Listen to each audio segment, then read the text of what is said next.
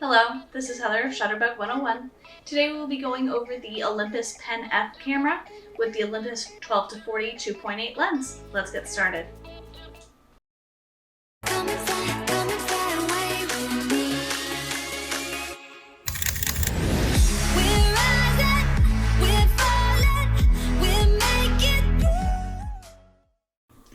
The Olympus Pen-F is a 20 megapixel camera with a micro four thirds sensor. The body has built-in 5-axis stabilization that works alongside Olympus lenses with stabilization, which is an ideal feature for those who like to shoot handheld. It has a fully articulating 3-inch touchscreen to pinpoint your focus choice and 81 focus points to choose from. This camera has 10 frames per second continuous drive to capture action, built-in Wi-Fi to transfer images, and only weighs 427 grams, that's less than a pound, making this camera excellent for travel. Today we will be going over the features and doors and buttons to help you understand this camera a little easier. So today we're going to go over the Olympus Pen-F. The lens attached to it is not the kit lens, however, because they don't exactly have a designated kit lens for this camera. So we're just going over the 12-40 2.8 that's attached to it. But of course mainly we'll be focusing on the body today. But we'll go ahead and start with the front of the camera. So on the front here, you can see that we have our lens here. Now, what is kind of unique about some of the Olympus lenses is that you see that it doesn't have like a switch like you can find on the Nikon, the Canon for autofocus and manual focus. Instead, it's actually just pulling this ring back here for manual focus, and back to autofocus, you just push it forward. So that's kind of unique for some of the Olympus lenses there, although you will start to find them in other manufacturers because they're kind of adopting that. I'm not personally a huge fan of it. I'd rather have the little switch, but that's just me. On this specific lens, you do have a function button available, which is assignable. Not all lenses have this button feature here, so that is something to keep in mind. To remove the lens, it's actually going to be this button right over here. You push down, turn, and it comes off. The little red dot here to the red dot on the camera itself. You'll line them up, click that back into place. So you'll also see this little button up in front here. Now what this button does currently on the camera, it could be different for when it's set to its factory settings, I'm not sure. But currently when you push this button on the back screen, what it'll do is it'll zoom in about 7 times. It'll allow you to adjust your focus manually and really make sure that what you're getting is in focus. So that's what that button does when it's held down.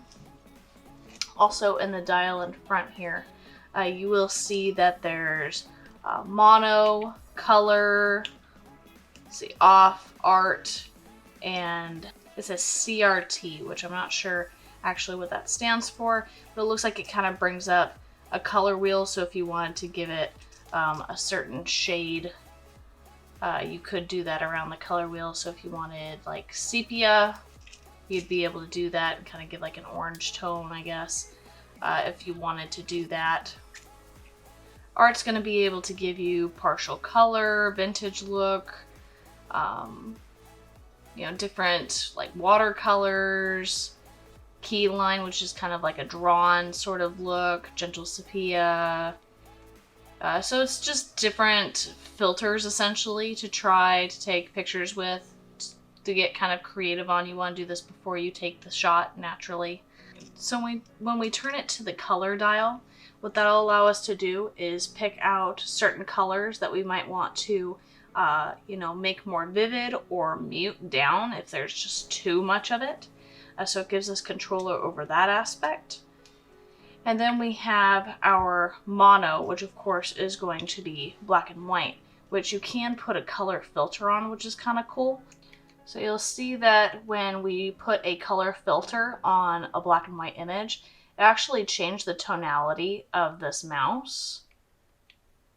With some colors it's going to be more drastic than others. So it really just depends on what you're looking at. That can adjust tonality, contrast, the way you want a certain subject to stand out in black and white. but essentially this knob up here is going to be for those creative modes. So we're going to go to the sides of the camera at this point here. So on this side of the camera, you can see that we have a little door.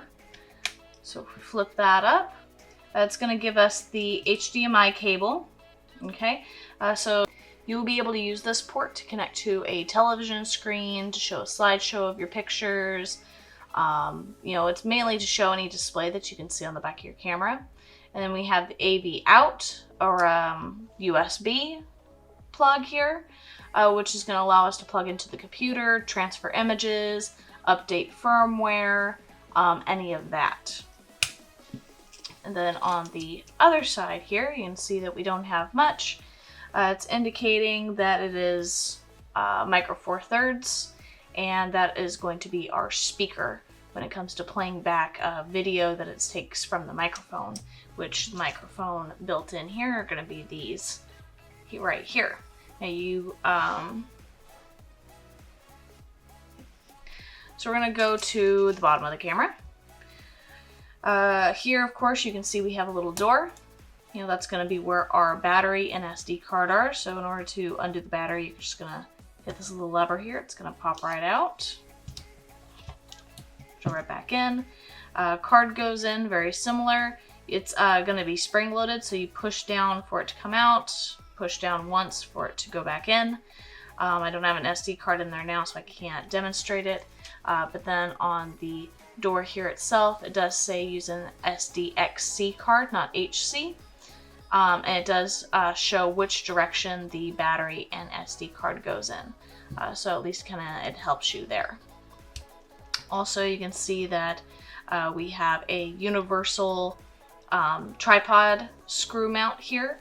So you can use this on a tripod. Let's see. Going to the top of the camera here, you can see that we have our on and off button, or on and off switch. So it's just a matter of switching off to on.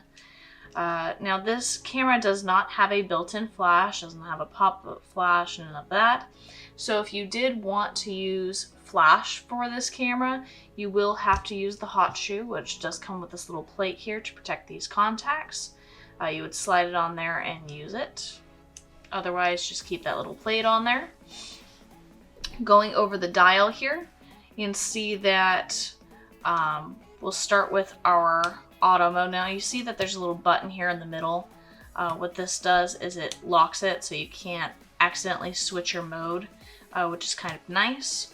So iAuto, of course, is going to be full automatic. You're letting the camera make all the decisions for you. You don't have very much control. You can still use your touch screen, you know, touch an area that you want to focus on. But other than that, it's probably going to do all of the settings for you, so you won't have to think about anything. However, if you were taking pictures in iAuto and it's not coming out the way you want it to, and you want it to fine-tune it from what its choices are, you can go into your P mode. This is going to be your program mode. This will allow you to make very slight adjustments from auto. It's going to automatically determine what the lighting should be, and then any changes that you make on P from that mode is going to change all the other settings accordingly, so it still comes out in the proper lighting that it has. You can change metering modes, focus point modes, that sort of thing there, all on your P mode, while in iAuto you don't have any control over those things. A mode is going to be your aperture mode. This is going to control the opening in the lens.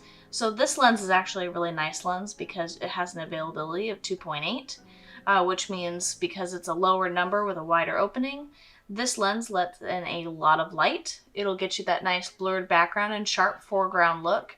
But don't let the number fool you. It's not set to 2.8, although you can access it from 12 to the 40 mark.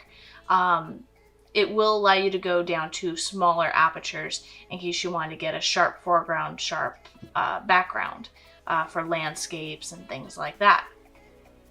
You do have control over that on the A mode, which is going to be, to control that, you're going to use this front dial here.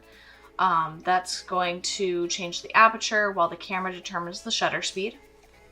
So your S mode is going to be your shutter speed priority. Now what that does, it allows you to choose your shutter speed, meaning if you want to freeze action or show motion, this would be the mode that you would be on. Now keep in mind that with certain lenses, it may not have a wide enough aperture to capture it at the speed that you choose. If you decide to choose a very high speed, like 1/8,000th of a second. Now, in the middle of the day, the afternoon, where the sun's nice and bright, if you turn it to 1/8,000th of a second with a 2.8 lens, it's not going to have a problem matching that. In low lighting conditions, in a case where you don't have a lens that goes to as big of an aperture as a 2.8, you may be limited to what your shutter speed is to get a proper lighting, to get a properly lit photo. So when you go into manual mode, that's going to give you full control over your photographs. So you get to choose every little aspect. The camera does very little for you. It only does what you tell it to. And then of course we have our C1 through 4 modes. Now what these are is it's going to be custom modes. So if you work in a studio situation where there's constant lighting, like with my YouTube video here, I always have the same lights, they're always in the same place, so I know that the lighting's always going to be the same. In cases where I'm going to be continually using this setting and I have found the perfect shutter speed and aperture for the gear that I have, I can save it to one of these custom modes.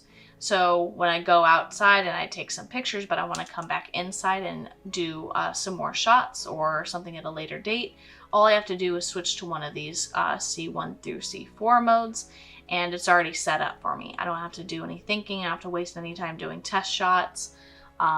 Everything at that point is already set in the camera. So it's kind of a cool feature if you do any studio setting. Then of course we have our little video camera. This is going to be our video mode. This will allow us to see certain things in the menu that you wouldn't see on other modes here, specifically for video. However, you can in iAuto through all your manual modes. You can use any of those to record video. All you have to do is push this button with the little red dot, press once to record, press again to stop recording. It's very, very simple, so don't feel like you're like, shoot, I have to get to my little video camera in order to take a video. If you're taking pictures and you're like, oh, I gotta get a short video of that, all you have to do is hit this button, so you don't have to worry about switching it over. So definitely something to keep in mind there. So while this is your adjustment knob, this here is going to be your shutter button. So in order to take a picture, you would push halfway down and then push all the way down to capture the picture.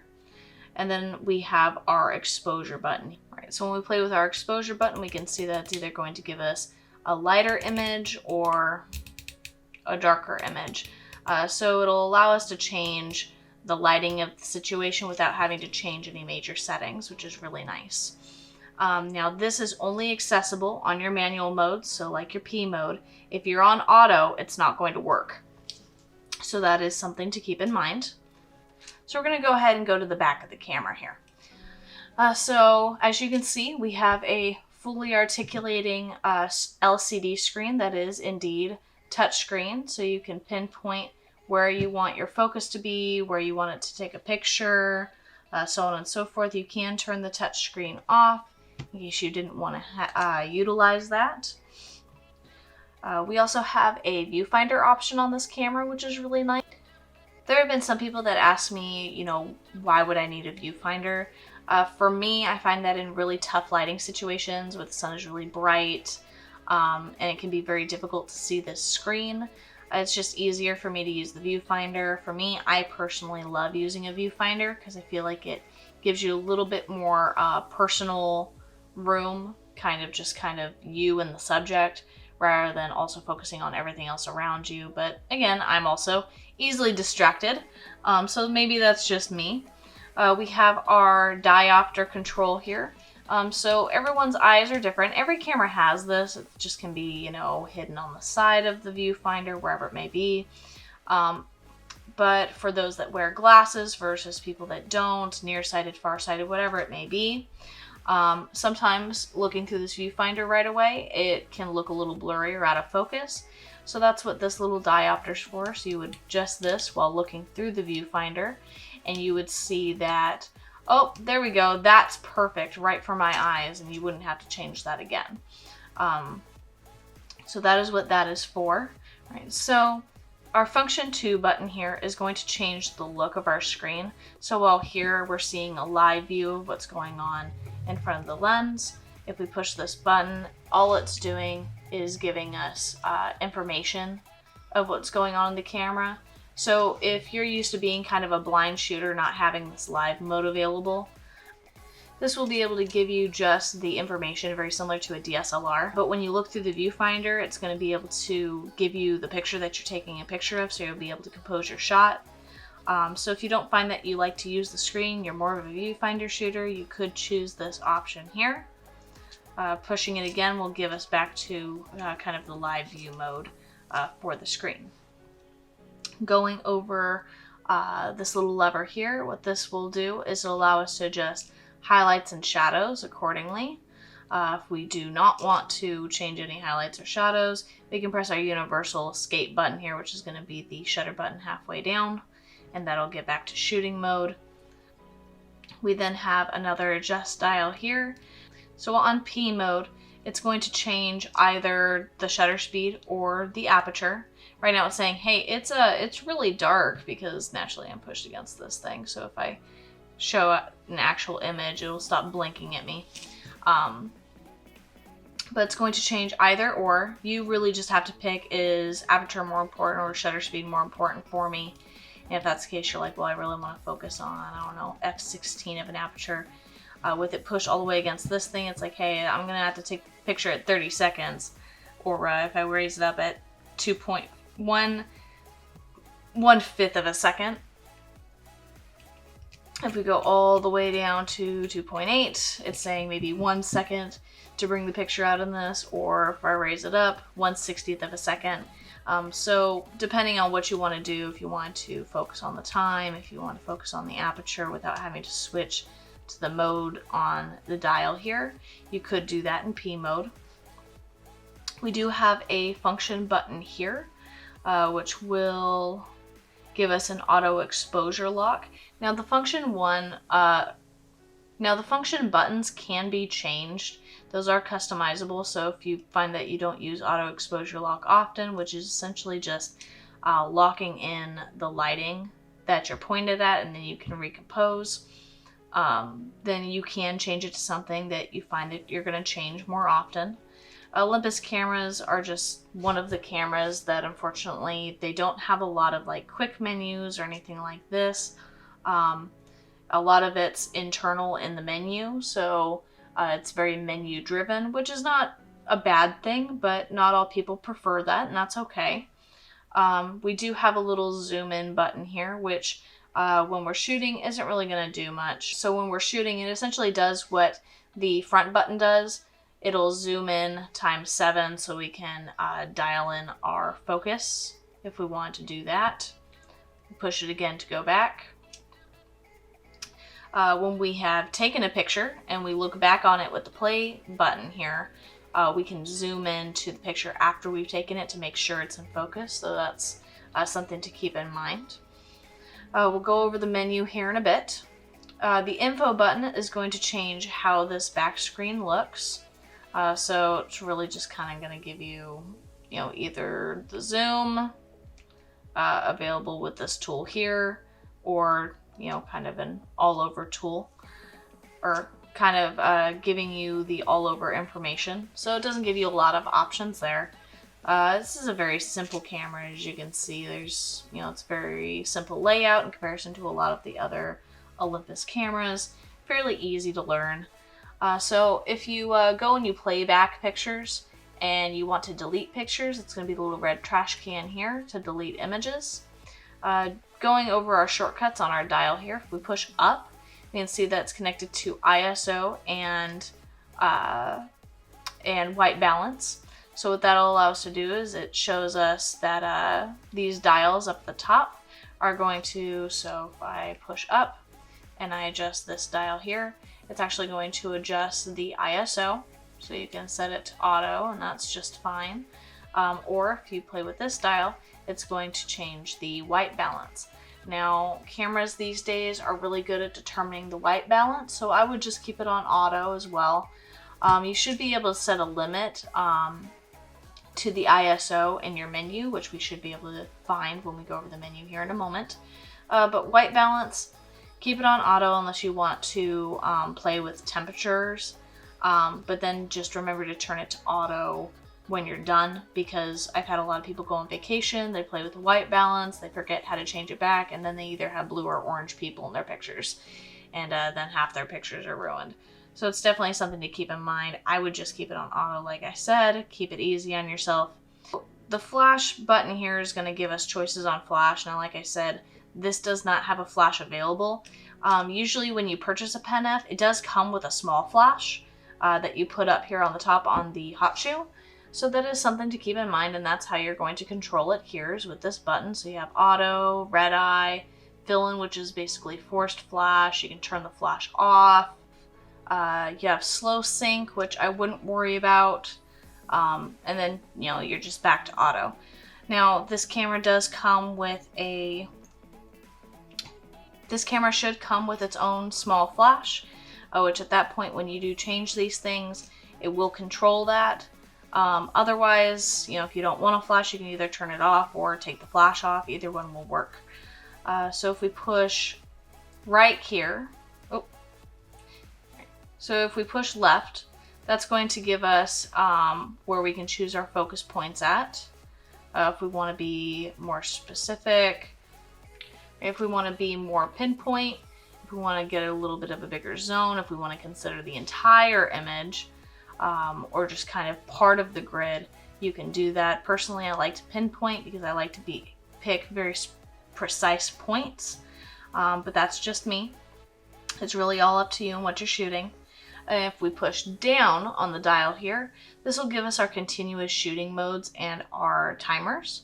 So on the single square, you can see that it says single, so if we push our shutter button all the way down and hold it, it's just going to take one picture. Versus if we're on the one with the H with multiple frames, sequential high, that's going to do the 10 frames per second to capture action. We also back here have an anti-shock, so that's just going to give you a little bit more stabilization there. Silent mode, which is really nice for those situations where you're at a wedding, something like that, where you just want to be completely silent. They do have low sequential modes. I wouldn't worry about those. I really don't know a purpose of using those very often. I find I'll either use high or single. And then of course you have your timer as well. So you have like a 10-second or a 2-second timer. And then we're kind of back to single.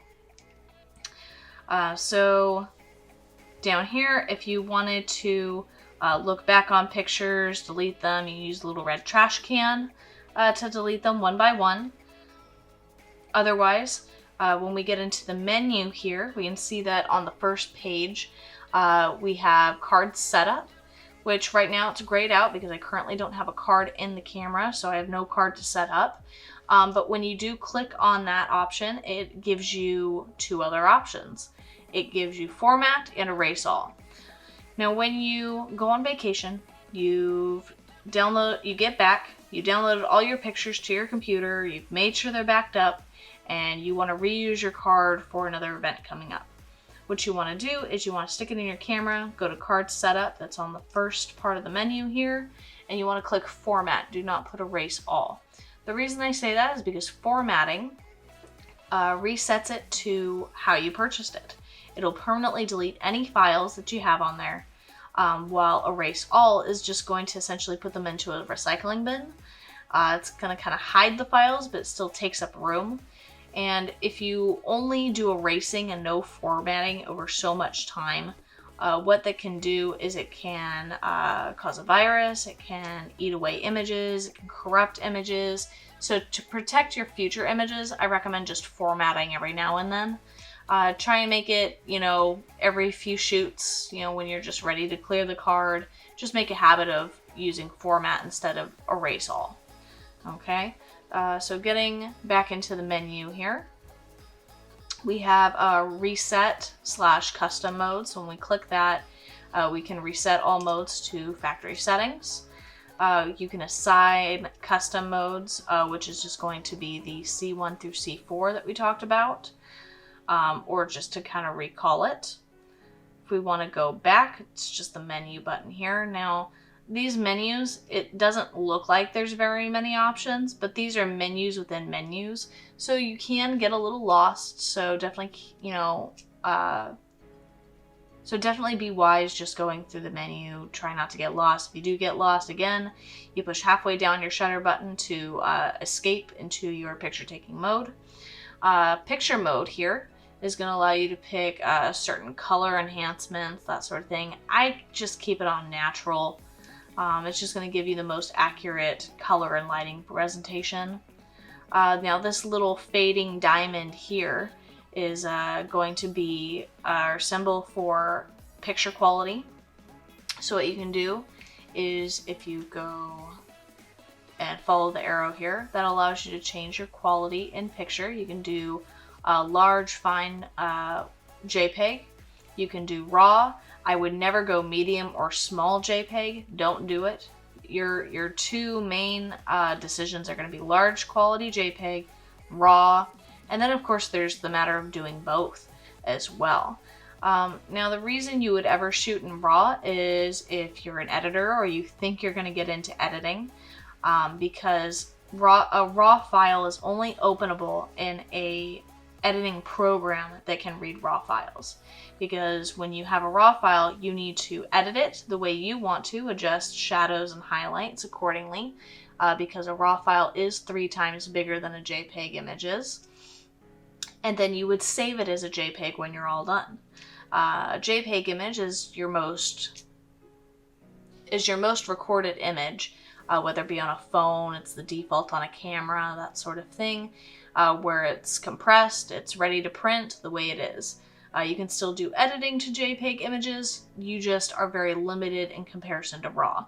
So for me, I always like to take pictures in RAW just because I want to have that availability to take a maybe once in a lifetime image that might be a little too dark and lighten it right back up and you would never tell. You can also change your movie quality here. So when we go down, again, you follow the arrow. That's going to be able to give you, this camera does HD video, so you can do 30 frames per second, 60 frames per second, so on. There are different features, how big the file is, and so on from there.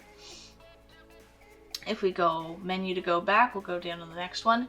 There's image aspect, what you want the ratio size to be. 4/3 is going to be the most common size to pick.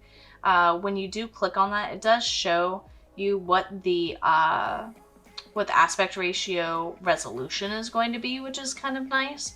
And when you switch that up, you can see the differences there. Like I said, 4/3 is probably going to be the most popular, so I would just keep it on that. Digital teleconverter, I would keep that off personally. When you have a digital teleconverter or a digital zoom, it just kind of takes away from the quality of the image, so I wouldn't worry about that. Again, you can mess with your drive mode, your timer, and everything in the menu here, or you can push the down button on this one as well. So that kind of completes shooting menu 1. Going over to shooting menu 2 will give us the options for bracketing, which bracketing is going to take a picture what it recommends, one a little bit lighter, one a little bit darker. So it essentially takes 3 to even 6, 9 images of it being different exposures in a tough lighting situation, more commonly used with landscapes, those sort of situations there. I don't personally use bracketing, but it is there to play with. HDR, which is just that high definition resolution, I would keep that off. If you really want to bring out detail and colors and all of that in your pictures, I would do that in post-processing. Don't let the camera decide. There is a multiple exposure option. Again, I don't have that option available at the moment, probably because of the mode I'm currently in, but that is available as well, and it just kind of combines it together. Keystone Conversation, which is just what it's doing is it's determining if you were taking a picture of a building and it was starting to skew, it can automatically correct that. You know, again, something to play with maybe at the time where you might be facing that sort of difficulty. Anti-shock or silent mode. So again, you can get there by pushing down on your dial. High resolution shot. So when we select that, it's just, you know, it gives us kind of like a charge time. I wouldn't worry too much about this one here. Remote control mode. Oh, and then you have like an RC flash mode, which you can turn on and off as well. For that one, I would just go through and read your menu. It's not one that you're going to use very often.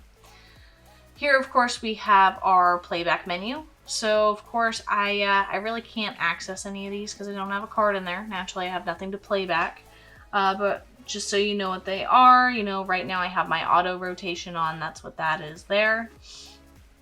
You can edit to a certain extent in the camera, but again, I would do all your post-processing afterward on your computer, not on this 3-inch screen. If you have a wireless printer, you can print it straight from the camera. If you had certain images that you had protected, but you want to completely reset, you can reset that as well.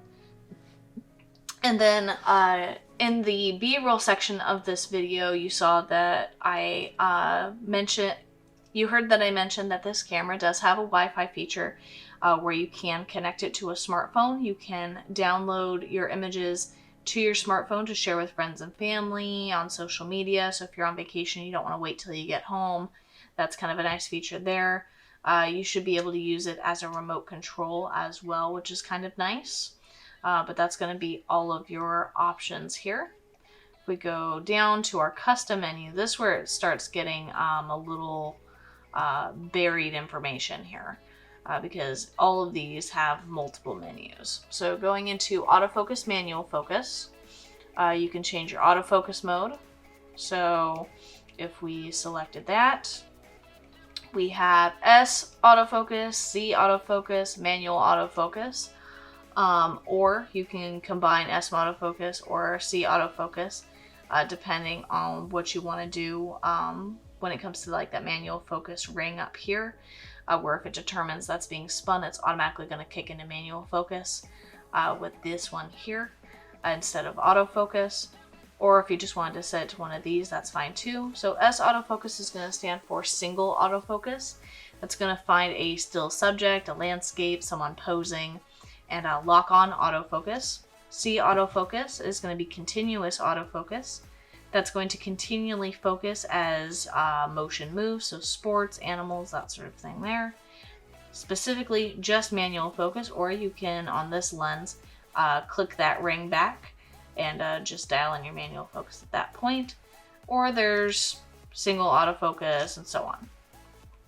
So for me, you know, depending on what you're taking pictures of, I would probably keep it with this camera, single plus manual focus, or just single autofocus for now. On movie, you always want to keep it on continuous because it's going to continue to look for movement, unless it's something like with me sitting here.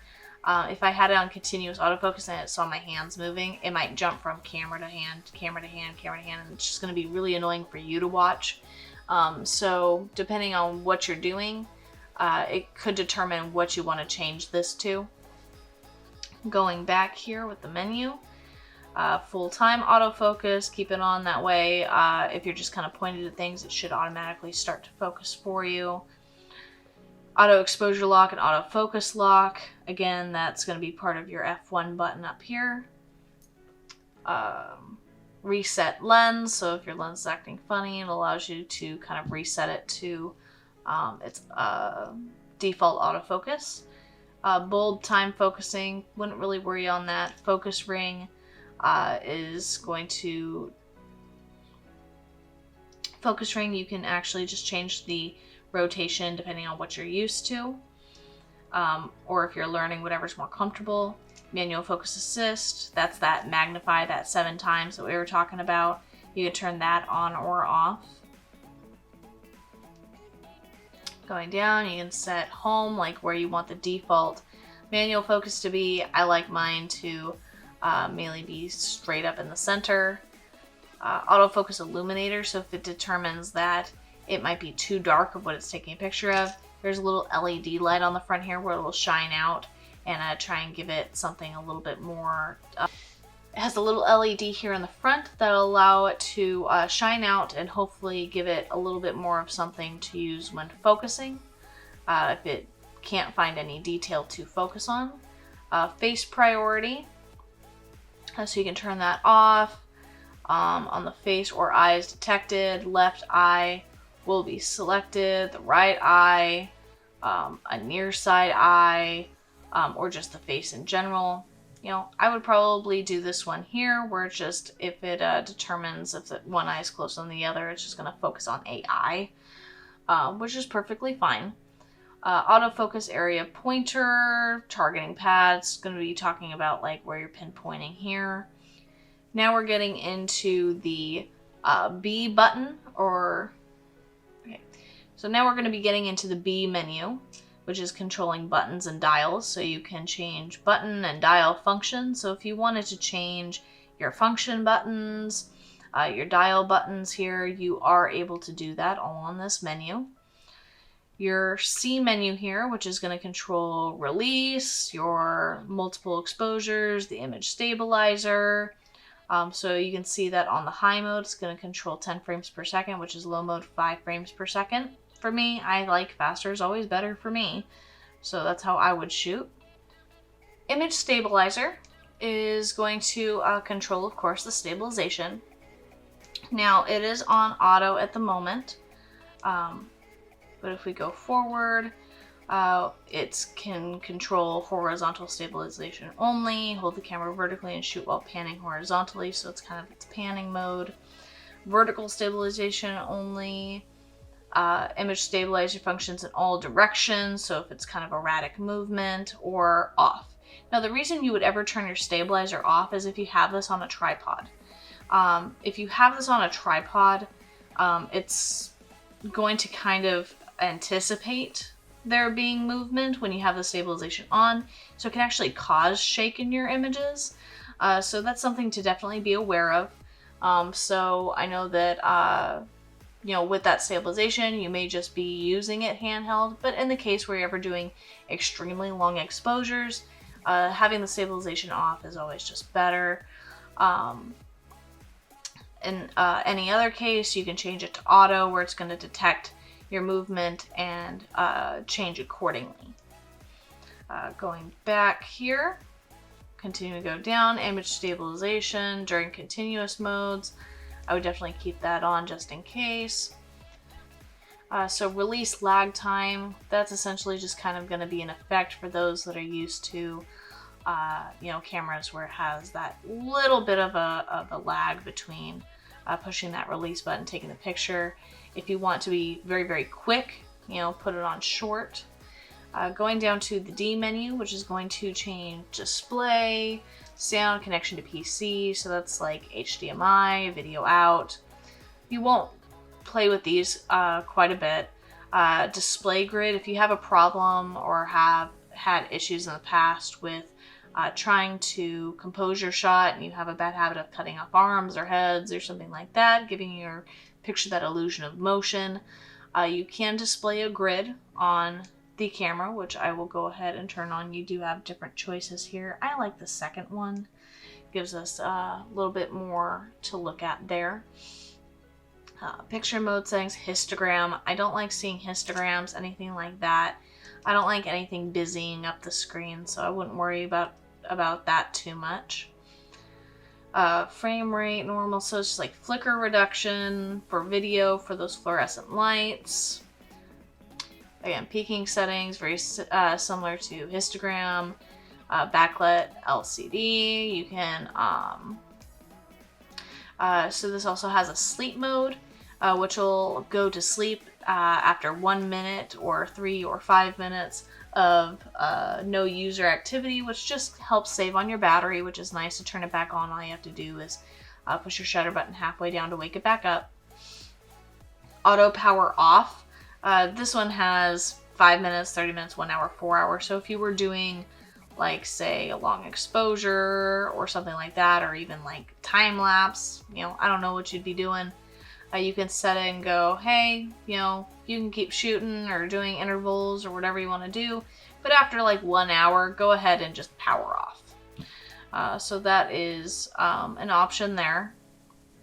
USB mode, menu recall, again, more stuff that you're probably not going to get into.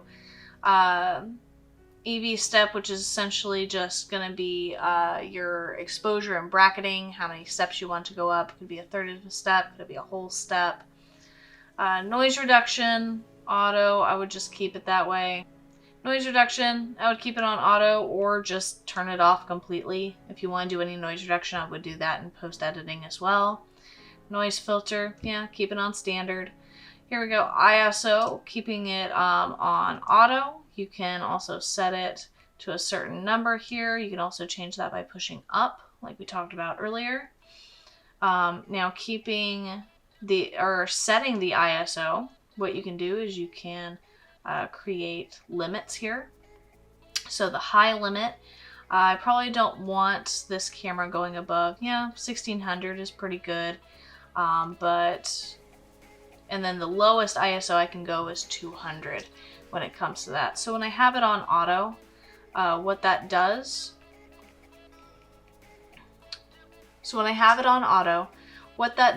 is it determines, hey, I'm going to try and take the picture at 200, but if I need to, I won't go any higher than 1600, which will prevent noise and all of that from happening in your images. So if we go back here, ISO auto will be available for PA and S. On auto mode, it's going to be auto already. Metering mode is very important. You have a few options here. You have kind of all over metering, center metering, spot metering, and some other options here, which I wouldn't pay attention to. I would just really focus on these three. I personally like to be on center metering here, just because I usually focus on things in the center of my frame. But that's just me. Sometimes you want to set something a little off to the side, something like that. If that's the case, maybe go with spot metering. But for everyday shooting, I shoot on center. You have some other bulb options here. So if you want to do long exposures with a remote control, you could do that. And then going into the F mode, that's going to be like flash custom settings.